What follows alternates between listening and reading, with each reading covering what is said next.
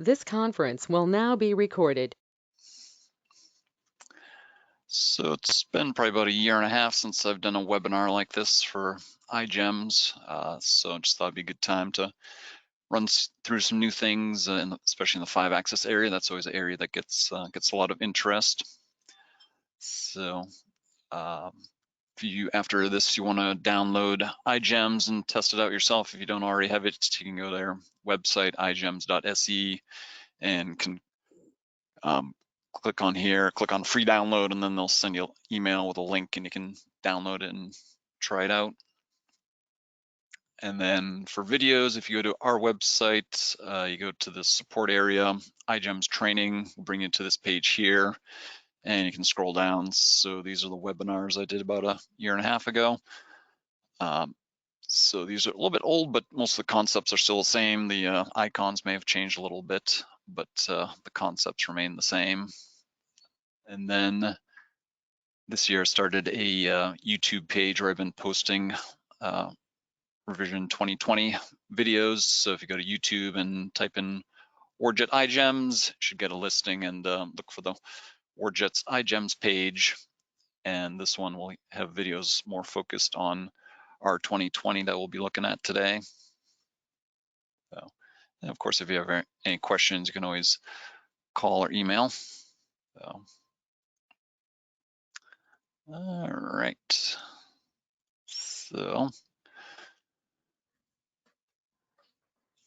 So first of all, if you have a 5-axis machine, I've got one selected up here right now. So on your CAM tab in IGEMS, this is now what the select machine material icon looks like. Come into your machine settings, pull up a 5-axis machine and click on the machine icon, and you go down to your 5-axis kinematic area. And this gives IGEMS information about how the cutting head is mounted on the machine and the angles of the motors to each other and things like that. So in here, you can also specify things like limitations in the C-axis rotation, if you've got limitations you want to put on there. And then you can also limit your A, or your side-to-side tilt. So you can do things like either go to both sides or force it to go to one side or another, depending on what you're trying to cut. And then you can specify your maximum tilt angle based on your 5-axis mechanism. So that's where the settings are. And I'll click out of there. And then also we've got models for the various 5-axis cutting heads. So those are stored on your on the C drive in your x86 program files area, and you go down to your version of IGEMS and you go into this res folder here and go into sim3d, and in this override folder we can put in models of your particular 5-axis head. So if you are using IGEMS, the 5-axis module, and you've just got the kind of default 5-axis head, which is kind of dumbed down, and you want to get something more accurate, you can contact us and I can get you the appropriate version for the style 5-axis head that you have. So we'll start off a couple examples of a situation which comes up oftentimes. Somebody just gives you simple drawing and they want you to put some bevels on here, but they don't have a model. So you can start with a 2D sketch and create essentially a 3D part or 3D model out of that. So up in this 3D 5X area here, again, we're on the CAM tab, there used to be an icon up here that said 2D 5X, I believe it was. So now that's all been grouped now under the 3D 5X area here. So if we just want to do some, say, countersinks on these holes here, I can make a part out of it as if it's going to be a 2D part. But once I've got the part there, you can click on the bevel icon and click on the part. And this brings us into the 3D world. So now once you're in here on the CAM tab, they've now got the bevels here. They used to be back in the prior screen. So if we want to put our countersink on these holes here, you can click on this bevel button here. And then it'll ask what bevel surface we're working with. So we're putting our bevels basically on the top. And then you've got the various styles of bevel cuts that you can put on here. So if we want to put a countersink on here, we've got the angle, we've got the depth that we want to go down. So that's the one you want to do. You click on this here now. Down at the bottom now it says bevel select or control for whole contour. So if I just click on one surface inside this hole here, it'll put that bevel on that portion of that hole. And then if I click on the other one, then it does that other surface. If I hold down my control key, once that's highlighted, click on that and it'll do the entire contour. So then you can just hold down your control key and quickly go around and put your countersinks on here. And then click on done. And similarly, if we want to do something on the inside or outside or whatever, we can choose these other options here, but we'll just go with that for right now. So now if we want to add a toolpath to that, they did add this new auto button, which you can always give as a first go around and see how it goes. So depending on the complexity of the part, may or may not work very well, but can at least click on auto and it'll go through and see what it can find for different angles and edges. And so in this one here, it actually does a pretty good job. So it picks up those bevels on the countersinks.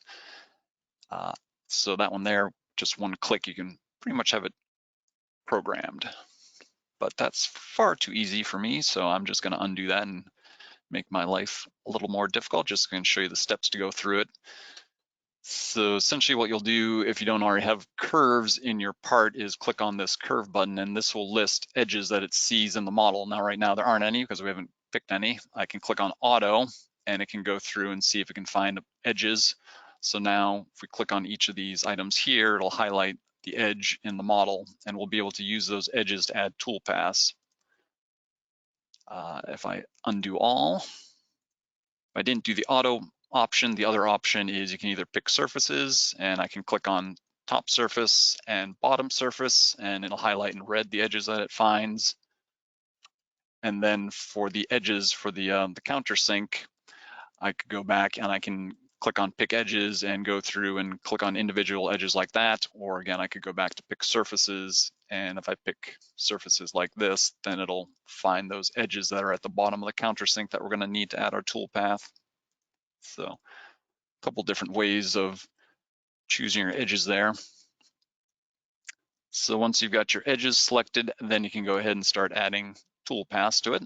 So next button over, we got the toolpath. And I'll just go ahead and add a cut here, and then we'll walk through some of these different buttons here. So to add a toolpath, I can click on this button here, and it's going to prompt me for upper curve. So if I wanted to cut the vertical hole on this part here first, click on this edge here, that would be my top edge, and then ask for a start point. So where do I want to pierce or my lead in to be? So I can click wherever, and then end point. If I want to go all the way around the contour, I just hit enter. And then I hover my mouse to indicate whether I want to go clockwise or counterclockwise around that geometry. So if I want to go counterclockwise, when that's highlighted like red, I just left click, and then it's going to prompt me for my lower curve. And so that's going to be my lower curve for that. And now it's asking for information about my lead in. So I always tell people when I first started using this module, this is probably one of the more confusing things in here about what it's looking for. So the red circle is giving you an idea of the length of your lead in, where it could potentially go depending on where you hover your mouse. So if I wanted to lead in at an angle like this, when that red indicator is in that position there, I would just hit enter. As I move my mouse around, it's going to lock in at the various quadrants on this circle here. So if I wanted to be basically perpendicular to my cut there, when it locks in at this position here, I can just hit enter, and that's my lead in. And now what it's looking for is the same type of information for the lead out. So again, if I want to give myself a little bit of lead out, I can just hover my mouse, and when it locks in at that quadrant point position there, I can hit enter, and brings us back to this screen here. So here's the cut that we've just added. We can always rename things. So I can call this vertical. This is considered a ruled cut because it's using the edges as its rules to figure out the trajectory of the stream. Tool position, if this were not a flat part, we'd have this set to follow, but since this is a flat part, we can set this to fix Z, and it's going to move that curve, that green line is our toolpath, it's going to move that up to the top of the part, because obviously if we're trying to cut this out of a piece of material, if we had this set as follow, and my toolpath is down here in the part, we're going to crash into our material, which we don't want. So we set this to follow Z, and it moves that toolpath up to the top of the part there. This engagement field here is basically telling it how to calculate the feed rate on this cut. So right now I've got engagement set for upper to lower. So it's going to calculate the feed rate based on the distance from the upper curve to the lower curve. Now, since I'll actually be cutting through a much thicker piece of material when I'm doing this cut initially, even though the model right here, we're only cutting through a 1/4 inch, we're actually cutting through 1/2 inch thick material. So my feed rate on this would probably be too fast, definitely be too fast. So rather than doing upper to lower for my engagement, I could change this from tool to lower, and then it's going to calculate the feed rate based on the distance from the tool tip to my lower curve. So when I click out of here, you can see these red lines, which indicate what it's using to calculate the feed rate. And by the way, if you want more of those lines in there to help see what's going on there, over here, you have this display option. So space is the distance between these red lines. So if you want to see more of those red lines, you can type in something like 0.1, and then you get a little bit more information there to pick up off of. So that's the engagement. You got your various piercing types that you can choose from: linear, stationary, circular, etc., depending on what the application is, and whether you want to do tilted piercing or vertical piercing. So since this is a vertical hole, it's going to pierce vertically anyways, but for the bevel cuts, you can tell it to pierce at an angle. And then you've got your length of lead in and length of lead out. So if you decide after you've already added your lead in, lead out that you want to change any of these numbers, you can. So if you want to shorten up that lead out length, you only need a short lead out. You can just change it here manually. And you can also click on these arrows here and you can change your lengths. So you can click on this arrow here. And for my lead in length, if I right click, I can choose from various snap options. So if I wanted my lead in to start at the center of a hole, I can click center and choose one of these holes, and then that'll pierce right in the center there. And then other options, if you want to use some overcut, you want to cut past where you let in a little bit to remove any nib that might be there, you can give yourself some overcut. So I'll zoom in there and change that so you can see how that changes. And then you can change cut quality. So if you wanted to cut this faster or slower, you can choose different cut qualities in this box here. You can also change a portion of a cut quality. So if you want to do part of the cut at one quality and the other part at a different quality, you can use this arrow here and click a couple points. So if I choose extra fine and click on this, so we've got extra fine, and so we want to go from here to here, a different quality, you can change that. Actually, let me change that to medium from here to here, and then left click, and then that locks that quality in there. So we got the green or the medium on half that hole, and then the pink extra fine on the other half. Why you would want to do that, I don't know, but that's how you can do that if you want to change your cut quality on a portion of a cut. Tool offset, which right now is set to the left, since we're going counterclockwise around this hole. You can change that, force it to either be no tool offset or tool offset to the right if you wanted to override that. And then your tool offset, which normally is just determined by the nozzle orifice that you've just selected, or you can override it if you want to change that. And then accuracy just determines basically length of little line segments that it creates. So I usually just leave that as by machine.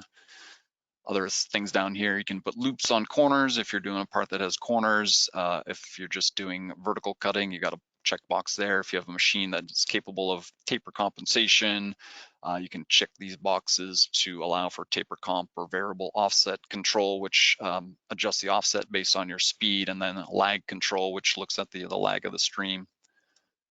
So those are at the side here, and then over here you've got some other buttons. This one here will add another cut. Let's add another cut, and then we'll use some of these other buttons here. So click on plus here again, and then upper curve for the bevel cut, we'll select here. We'll pierce over here and hit enter, and then we'll go this direction. And then our lower curve now this time is this curve here. And then from my lead in, I'll go again from the center of this hole here, and then enter for my lead out. And right now this is set to tilted piercing. If I want to pierce vertically, I can uncheck that box. And if I uncheck this show all box, it'll be a little bit easier to see. So that blue line there indicates the trajectory of the stream when we're doing the pierce. When it was tilted piercing, it was doing that. So Water only cutting, usually fine to pierce tilted. Usually with abrasive cutting, we prefer to tilt vertically since you pierce through the material quicker, and then tilt over as you're doing the lead in. And then we can go ahead and rename this. So we got that. So yes, with these arrows here, you can change your cut sequence. So if you want to do the bevel cut first or whatever, you can change those around. You can also do things like, we'll get into some of these other ones later. If you had micro tabs, you can put micro tabs on your part. If you have multiple cuts, you can join them together. So I'll show you that here in a little bit. So we'll go ahead and close that for right now. So I could go through and do that same thing on the other 6 holes or the other 5 holes here, but you can also use an array function and array those around your geometry. So if I go to the CAD tab, can go to the transform submenu, and you've got the polar array option here. And down at the bottom gives you some options to select from. So I'm going to array toolpaths, and I'm just going to drag a box and select those 2 toolpaths, and then I hit enter. And now it wants to know what I want to array these around. So we'll array them around that dotted line there at the center of the circle. And then which direction you want to go around, which you can click on reverse to change which direction you want to array this around, and then how many of these that we want. We want 6 of them, and we're going around 360 degrees, and okay. So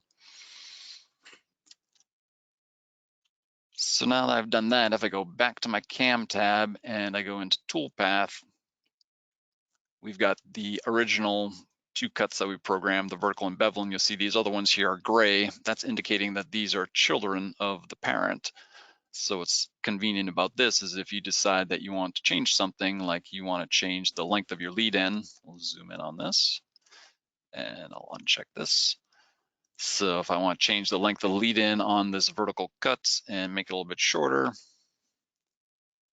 it's going to change it for that plus all the children's. So if I click over to this vertical cut here, which is up here, this will also change.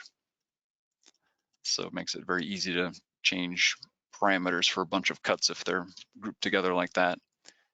If there is one cut that you want to make it do a little bit different for whatever reason, you can split it off. That's this button down here, split. So if this one here, I want to do a different piercing technique or something, I can click on the split button, and now it's white indicating that it's its own thing. And then I can go through and make whatever changes just to that cut.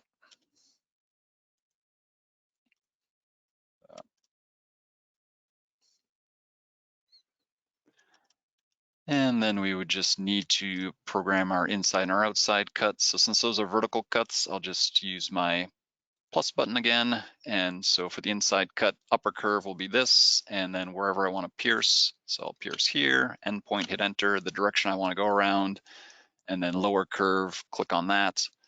And then again, give it my lead in. So when it locks in at that position, hit enter. And then when it locks in at this position here for the lead out, just hit enter. And we'll go ahead and rename that one.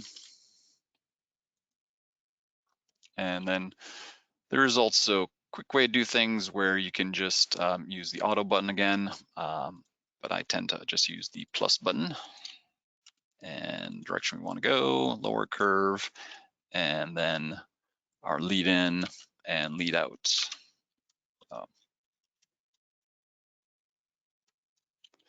Down here, you've got the simulate button. So if you just want to do a simulation on one cut, you can select it. So if we just want to see what the bevel cut's going to look like, click on that. And this will go through and do a simplified simulation of that cut. And based on the cutting head that you have, you can choose the style cutting head. So this one here, we're assuming we're doing abrasive.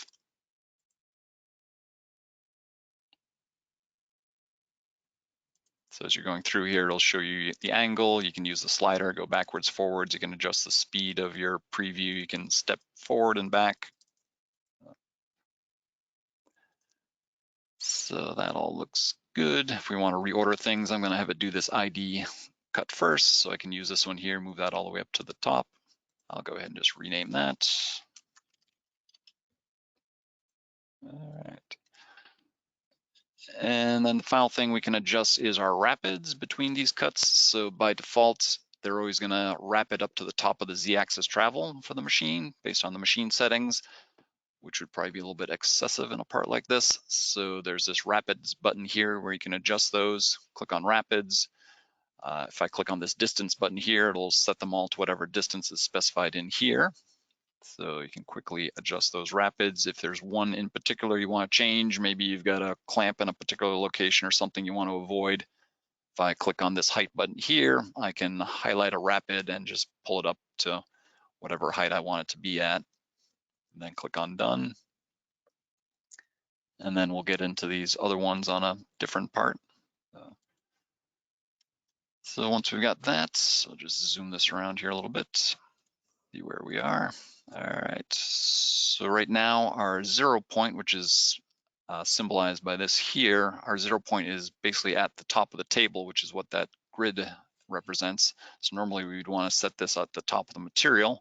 So I can change that by clicking on the 0 point button here. And I can either type in a number, I could move it up half an inch, or if I right click, I can choose this box snap and it draws a box around that part. And so if I want my 0 point to be at the top here, I can move that up. So now we'll start our nozzle at the top of the material versus having to have the nozzle at the top of the table, which would probably be difficult if we're cutting this out of a sheet of material. There's also this simulate here, which will do a simulation of all the cuts that are in the part. And we can speed that up a little bit if we want to. If that all looks good, you then click on the create button and we're going to tell it that we're going to make a new part. Give it whatever name. And this will bring us out into the 2D world. So at this point, what we can do is now basically acknowledge that 0 point that we set in the 3D world. So I click on my order button and select the part and brings up this window here. And this is always one of those little nuances that takes a little bit to get used to when you're working with this, is you always want to click on the part button and you should see that your Z is now the thickness of your material. If you don't do that, then your cutting head is going to end up being too high off the parts when it goes and does this. So once you've done that, you can click on close and then we can go to process and we'll do a 3D simulation here.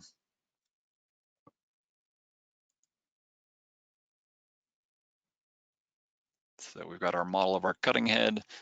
So we can click on start and we can speed this up. So in here, we can see that rapid that we modified. So if there are any collisions, it'll show us that. We'll see that here coming up here in a bit. All right, we'll just pause that for now.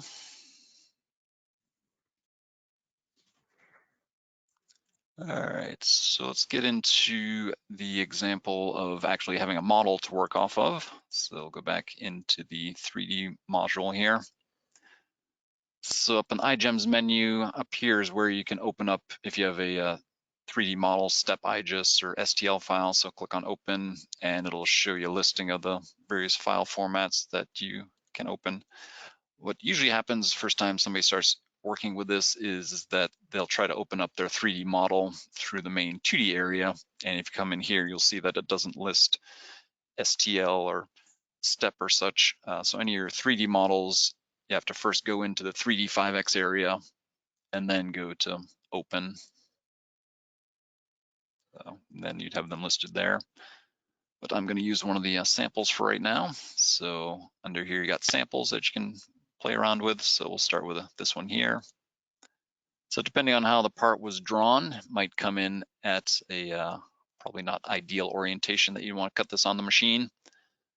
So on the cam tab, you've got this align option here. So click on align, and then you've got different options as far as how you tell it what surface you want to lay down on the table. So if we want to lay this down on the table, we can click on that surface and it lays it down like that. You can, if you need to, also go into under the align submenu, you have the rotation option where you can spin it around the Z axis if you needed to. We don't need to, but I'll show you that.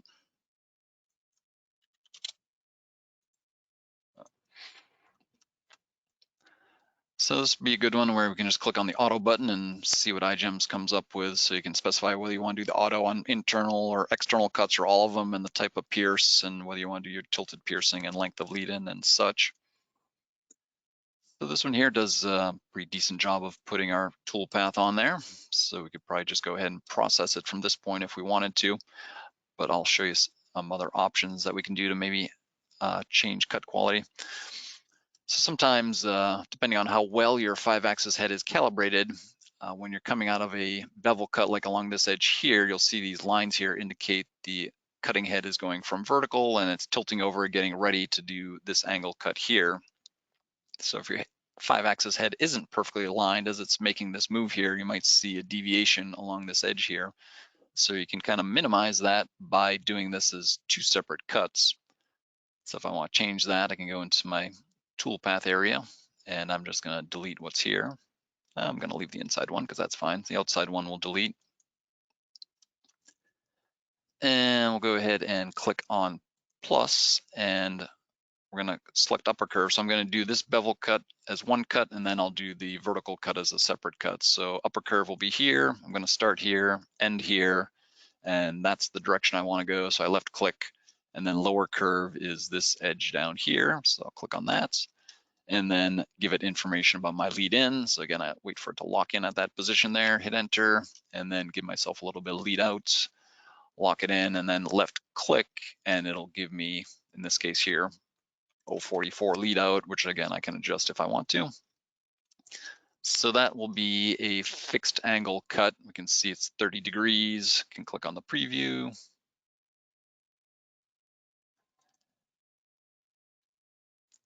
So it'll come down, go to that angle, do that cut. And then for the vertical cut, click on the plus button again, upper curve, click on the top edge where I want to pierce. So we'll start over here and we're going to end over here, and we're going to go this direction around the part. So I left click, and then lower curve, I can select that and then give it lead in. So I'm going to do a vertical pierce here. So I'm going to want my lead in to be a little bit longer than what my bottom of my bevel cut is. If I click on this corner here, it's going to pick up whatever that length is, and then I can again adjust that later. So and then I'll click here. So if I want to make that a little bit longer, we'll do 0.3, 0.3, whatever. And these are going to be vertical cuts. So I'm going to do vertical piercing. And then the other thing I'm going to change is up here for cut type, rather than being ruled, I'm just going to tell it to do a fixed cut, and it'll just cut that at 0 degree angle all the way around there.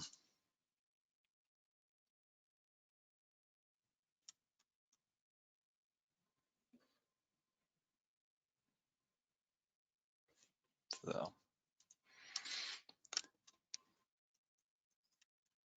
And then at this point, we can go ahead and click on close. Again, we can adjust our rapids, and we'll just go with 1/2 inch, click on OK, set our 0 point, which right now is down there. So if I want to set my 0 point at one of these corners, again, click on my 0 point button, select where I want to be, and then we're just going to create part, file name, bring it out here, and again, select do your order button, select your part, hit enter, click on the part button, and then it's going to pick up the model thickness in this case. And so my Z height is good, and then we can do our preview if we want.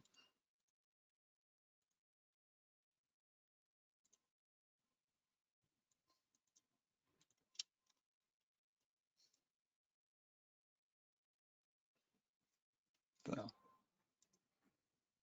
all right, so that's that one. So show you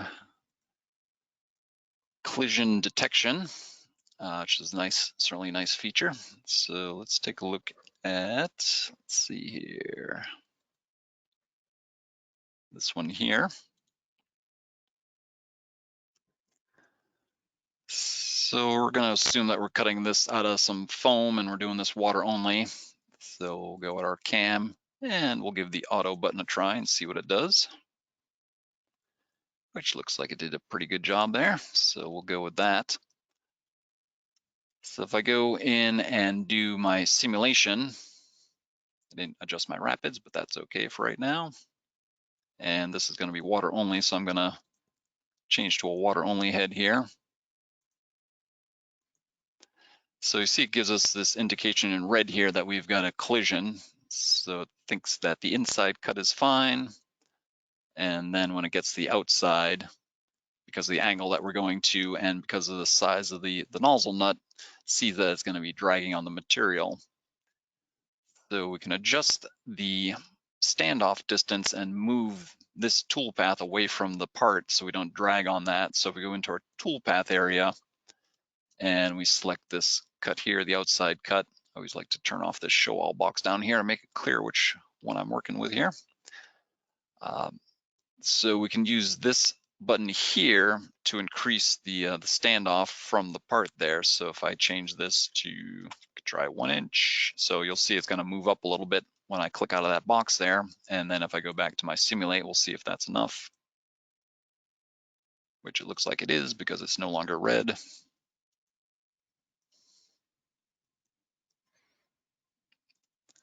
So that's all well and good.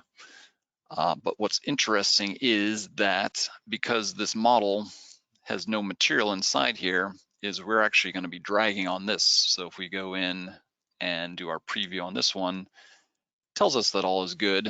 But if we go in here and look at this from the side, we can see obviously we're going to be dragging on the material. However, there is under this parts submenu the choice where you can tell it that you're cutting this out of a piece of stock material versus cutting it out of a shape of material that's already got a void there. And in the stock area, you can tell that you're cutting this out of flat material, and you can check this use for collisions box.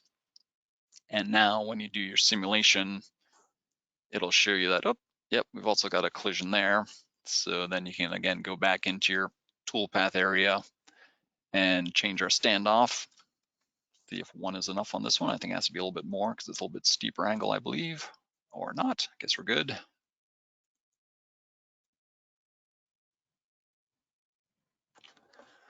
So that's all good. So then it's just a matter of, again, adjusting those rapids, grading your part. Oh, you know what I didn't do? I didn't change my 0 point. Bad. All right, cam, 0 point, right click, in this case, box, and we'll move it up to the top of the part there. Create, update part this time. And then take a look at it, click on our part button, and then process.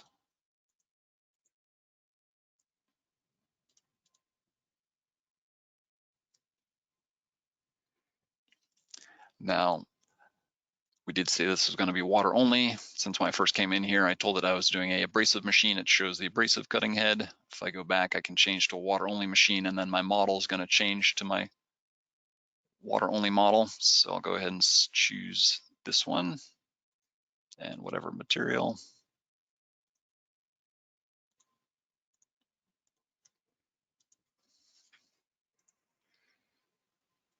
So now we've got our water only cutting head with our die line adapter on there. So if there were any collisions, we'd also see in here, it would also show in red if there was any issues.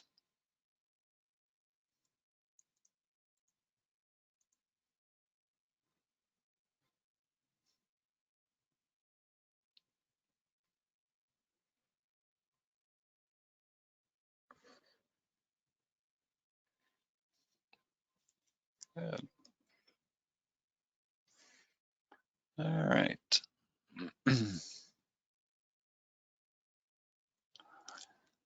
So then one of the things that they've added is an easier way to change your lead-in position. So if you decided I'd rather have this lead-in on the corner rather than the middle of that edge there, before you'd have to delete the entire cut if you wanted to change that lead position. But now there's a button to easily change that. So you can click on this button here. So choose the toolpath that you're working on, click on this button here, and now you can just click where you want that lead in to be, and then it'll keep all your other settings. So that's a nice new thing that they added in there.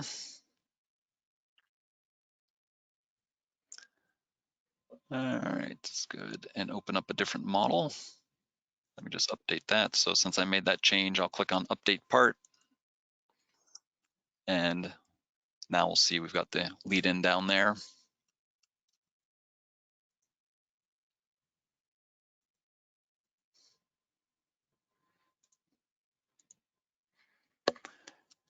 So you can program, if you have a machine that's got programmable Z, you can program parts like this. So if you have a machine that doesn't have 5-axis but does have programmable Z, you can program it to follow this contour. So similar to what we did before, we can go to cam, we can try the auto button, see what it does. This one here picks up those edges as things that we want to cut, so that one doesn't look so good. So we'll undo that, and we'll go through and manually pick surfaces. So we'll go to our curves, and I can pick surfaces. So this will be my top, and then I can spin it around and pick that up for my bottom. So that looks good there.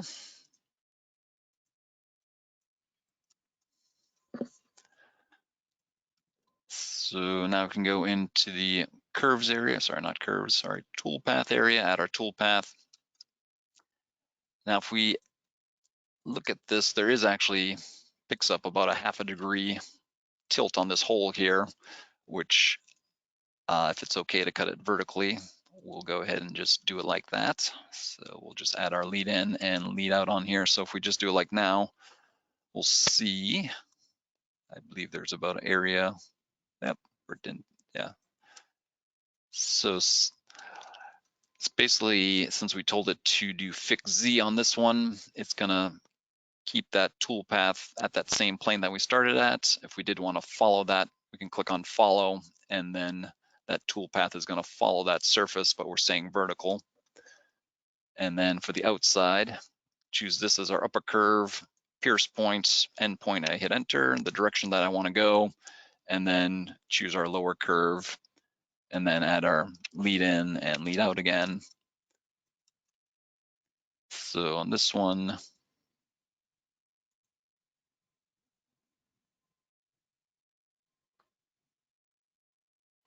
so see there's a very little bit of angle detected in this model, which would probably be fine just to cut this vertically.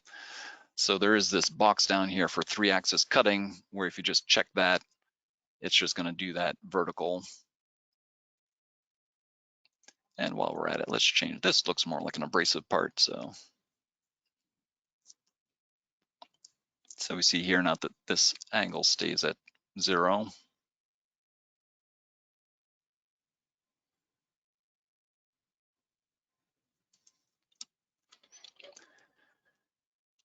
Now, if you did have 5-axis and you wanted to do something like stay normal to the surface, then you can also do that. So the inside cut we're not going to worry about since there's not much angle on that one here, but on the outside, if we want to stay normal to the surface, we've been doing ruled for the cut type. If I change to variable, you can go through and basically change the projection of the stream. So once you change that, you can click on this edit button here, and it'll show you whatever connections that it finds top and bottom on the model. And then we can modify these and add additional connections based on what we have here in the parts. So basically what we'll do here is we're gonna add some connections at the end of each of these lines here, and then we're gonna tell it that we wanna go normal to a particular surface. So if I wanna add a connection down here at the bottom, I can click on plus and I can choose points. So I'm gonna add connections at the end of each of these. And then once I've done that, click on done. And then if I want to change the projection, because right now it's just going straight down there, I can choose one of them by clicking on it, highlights the one that I'm working on, and then I can choose this button down here to edit, and it gives me different options. So there's things like if you just want to manually do things, you can click on this slide option or S, and you can just manually kind of do fun things like tilt the cutting head, which probably we don't want to do. So we can go ahead and let's see, put that back to straight. If we do normal to surface, you can click on that, and then you click on the surface that you want it to be normal to, and you can see what it's done there. And then click on done, And then I can do the same thing for these other ones that I added. So I click on that, click on the edit button, choose normal to surface, and then click on the surface that we're staying normal to. And we'll do that for the other ones.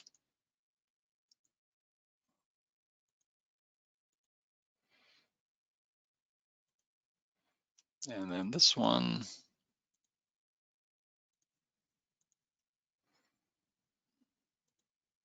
So let's see if we got a question here.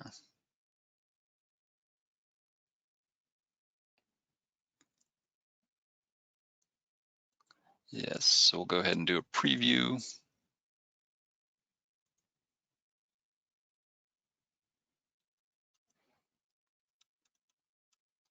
I think I told it that I still want to do that as a fixed cut. Hold on, let me close out of here. So I still had this one checked as 3-axis cutting, so let's turn that off. Now do our preview.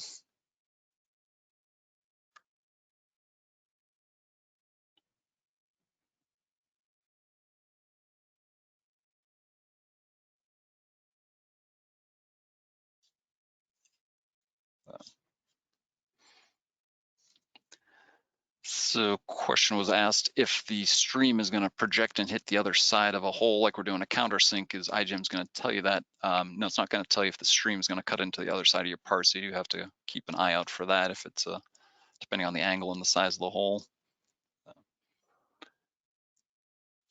So then once we got that, again, we could set our 0, point and change our rapids and all that, which we won't worry about right now.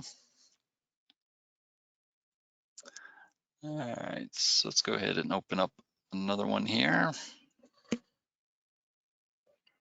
Let's see, I think we want this one here. No, 25. Take a look at 25. All right. So a neat thing that IGEMS can do for you is build a fixture to support a part. So if we're going to be cutting this notch out of this half pipe here, IGEMS can build a model, make it easier for you to position that on your table. So of course, first thing we're going to do right now is probably change our alignment on this one. So click on our align button and I'll choose the box option and click on this surface of the box and lays it down on the table here. And again, if we want to cut this in a different orientation, we can click on the align button and click on rotate, and we'll rotate it -90 around there. And then if we do want to cut this notch out, we can't have this sitting right on top of the table because the 5-axis device, when it tilts over and comes around here, will end up crashing into the table. So what we can do is we got the Z height button here, and you can lift the part off the table. So depending on the size of the device, you can move that up off the table. And then we can build a fixture under there. So on the Tools tab, you got the grid option here, and gives you a little simulation of what the fixture is going to look like. And then you've got this dialog box here, so you can specify things like how many of those supports that you want in X and Y. And as you change those numbers, it will dynamically update that. You can also change the position just by clicking on the fins and dragging them to where they're not going to get totally destroyed. Some of them may inevitably need to be destroyed. That's just the way it goes sometimes. Fixture base, so that's the gray, dark gray portion, the base of your fixture. You can change the size of that if you need to. This offset button here has to do with the openings that can be cut in that fixture base. If I click on calculate, then it's gonna give me what I've got so far. So these offset numbers here are related to the distance from the fin to the opening here. So if I want to give myself a little bit more meat there, I can change the X and Y offsets.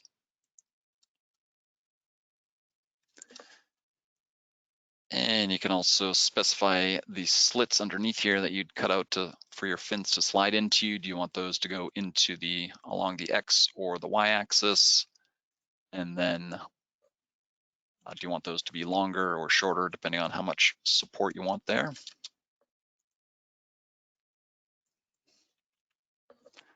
And then the offset just makes the slot a little bit wider, so you got enough room to actually slide it in there. And then finally down here, you've got the parameters that determine these things that are sticking up here to support the part. So right now, if I uncheck these clamp buttons here, that removes those that were sticking up there. So the clamps would basically allow you to slide that right in there, and they kind of clamp the material into the fixture. So you can choose whether you want to have those or not. And then you can also specify how much of a little tab that you've got here. So right now, like if I set the height of those to 0, then it'll bring that up to the part here.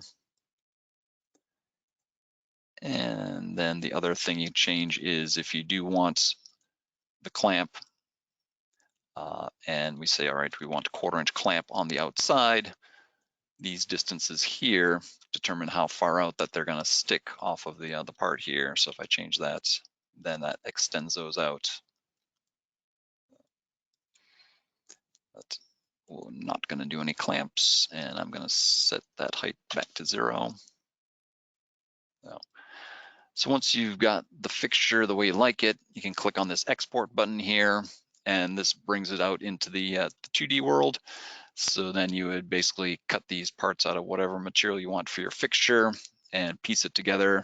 They've got the numbers on there, X1, X2, Y1, Y2 to tell you how this is all going to fit together. So X1 and X2 are going to basically be your pieces that are going left to right along the X-axis, and then your Y are the fins that are going front to back.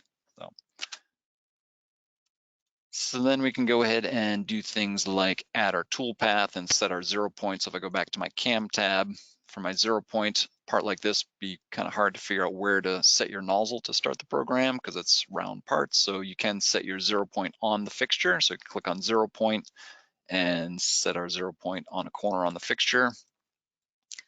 And then we can go ahead, we're gonna click some edges here for our toolpath. So can click on that and we'll go around this way. And then pick edges, and we'll pick this one here. And there, hit enter. So we got our top and bottom edges, and can click on close, and then we can add our toolpath. So click on plus and upper curve, and we're gonna pierce here, and we're gonna end over here, and then our lower curve is that. And then for the lead in right now, the lead in would basically be horizontal, coming in horizontally to the part. If I click on select plane, I can click on a surface of the model and basically tell it that I want to pierce down here and go up into the part. And then same thing if I want to give myself a little bit of lead out. And I have already told it that I want to do tilted piercings, so that's good.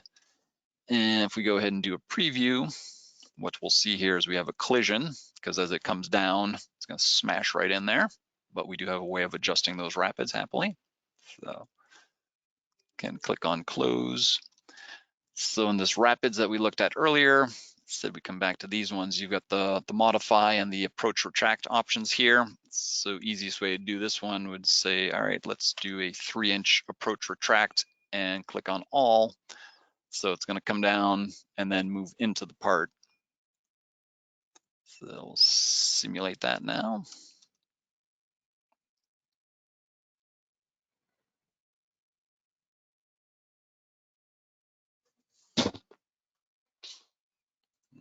Okay, so then at this point, like before, can go ahead and create the part and do our order button, click on our part button, and process.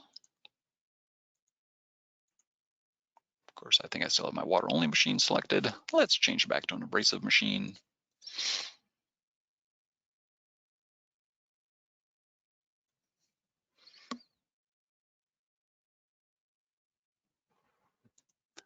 And we'll go with our 5-axis.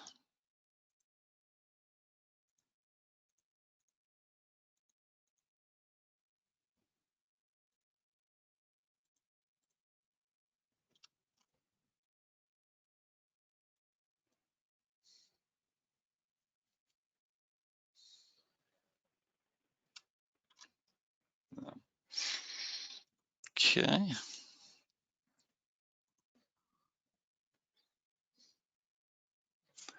So another one that's show some more advanced selections on the rapids. We'll do this one here. So we've got these two holes that need to be cut. Now, of course, you could probably just lay this down on its side and cut the holes that way, but that would be too easy. So we'll cut it in this orientation so we can play with the rapids some. So first of all, this is up off the table a bit, which we don't necessarily need to be on this one maybe. So we'll go ahead and onto our cam tab and we'll change our Z height here. So I'm going to set the bottom at 0 and that'll bring that down. And I'll just go ahead and set my 0 point now. And again, I'll do my box command. Actually, no, we're going to set it at the corner there. That would make more sense. And then I'm going to pick some curves. So I can either curves or edges. I'm going to pick that as a surface and pick that as a surface. So it's got the various edges that I need plus a couple others, but that's okay. And go into our toolpath area and we'll add a toolpath. And on this one here, because that's going in that angle, we'll click this as our top and then lead in points, again, direction, and then lower curve. And again, lead in, we want to basically come in and pierce vertically. So I can click on select plane, choose that as my plane and my lead in and lead out. And then we'll do the same thing on the other side. Spin this around, choose this as my top, lead in, hit enter, direction, and then that, and then select plane and enter, enter. And then of course, we'll have collisions galore here.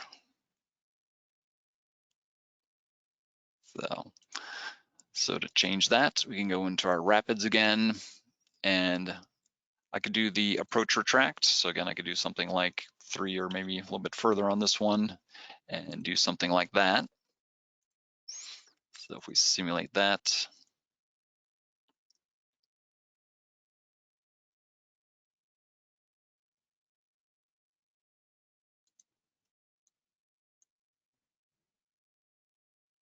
good. If you want to make it do something different, then you can use the modify and you select rapids. So if the end here, rather than going up and over, you want it to go horizontally around the part. Right now you've got this rapid line that's coming out here, so I can come out to this point here. Now I want to go horizontally. Down here at the bottom, you have the option for it to do a horizontal plane, and then you can just basically drag your rapid line out where you want it to go. If I go down here in the right-hand corner, I can turn on ortho button, so I can come out 90 degrees. And then I can come over here somewhere, and then over to there. So done.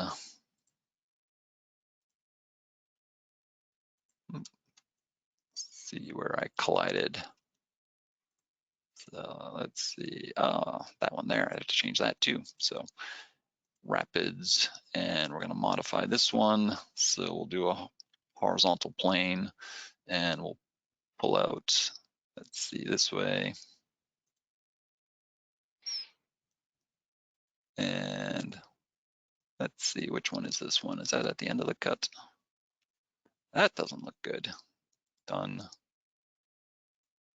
Let's modify default that one.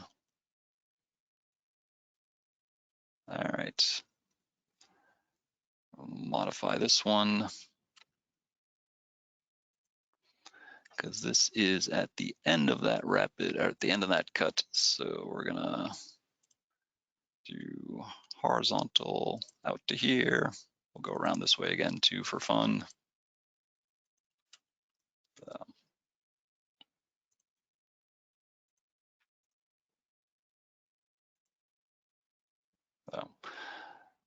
So there's a lot of flexibility there as far as how you make your toolpath go around your part to avoid collisions. See if we got any questions here. So coming up close to the end of the hours, if there are any questions, feel free to type them in. Probably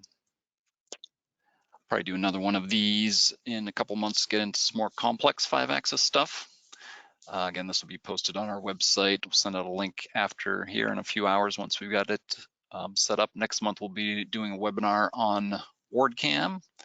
and then we'll be doing some other webinars throughout the course of the year. So hope that everybody's enjoyed this, and if you have any questions or whatever, feel free to email me. That'd be jday@wardjet.com, or you can always just email support@wardjet.com and it'll find its way to me. So let's see if we got a comment here. So, all right, well, everybody have a great day and stay safe out there.